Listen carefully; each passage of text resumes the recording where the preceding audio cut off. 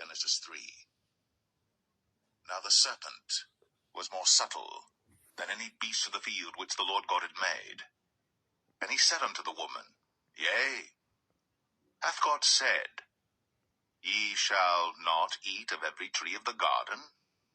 And the woman said unto the serpent, We may eat of the fruit of the trees of the garden.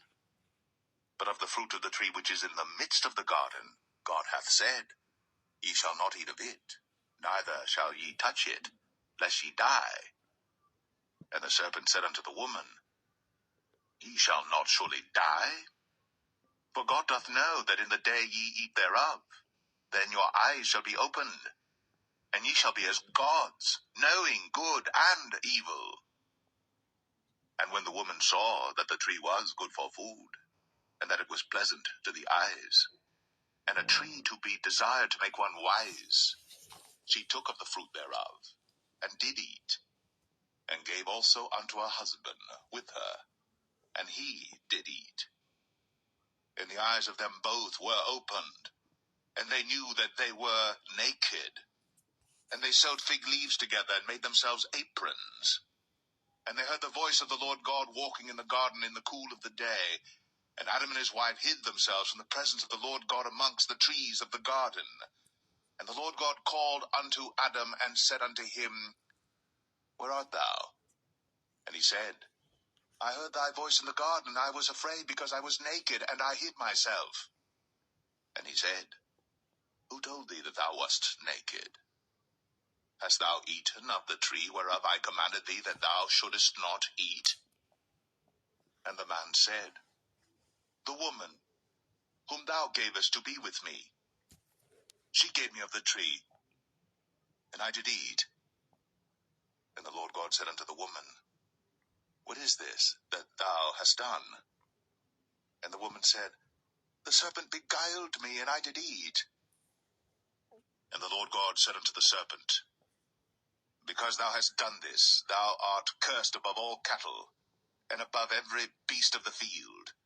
Upon thy belly shalt thou go, and dust shalt thou eat all the days of thy life.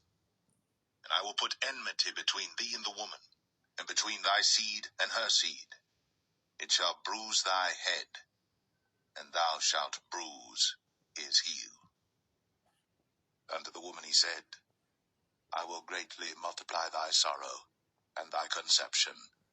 In sorrow thou shalt bring forth children, and thy desire shall be to thy husband, and he shall rule over thee.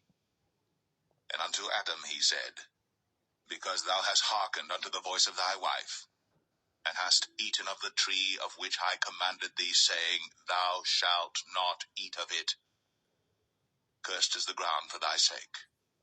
In sorrow shalt thou eat of it all the days of thy life. Thorns also, and thistles shall it bring forth to thee, and thou shalt eat the herb of the field. In the sweat of thy face shalt thou eat bread, till thou return unto the ground. For out of it wast thou taken, for dust thou art, and unto dust shalt thou return. And Adam called his wife's name Eve, because she was the mother of all living. Unto Adam also and to his wife did the Lord God make coats of skins, and clothed them. And the Lord God said, Behold, the man is become as one of us, to know good and evil. And now, lest he put forth his hand, and take also of the tree of life, and eat, and live forever. Therefore the Lord God sent him forth from the Garden of Eden, to till the ground from whence he was taken. So he drove out the man, and he placed at the east of the Garden of Eden cherubims, and a flaming sword which turned every way, to keep the way of the tree of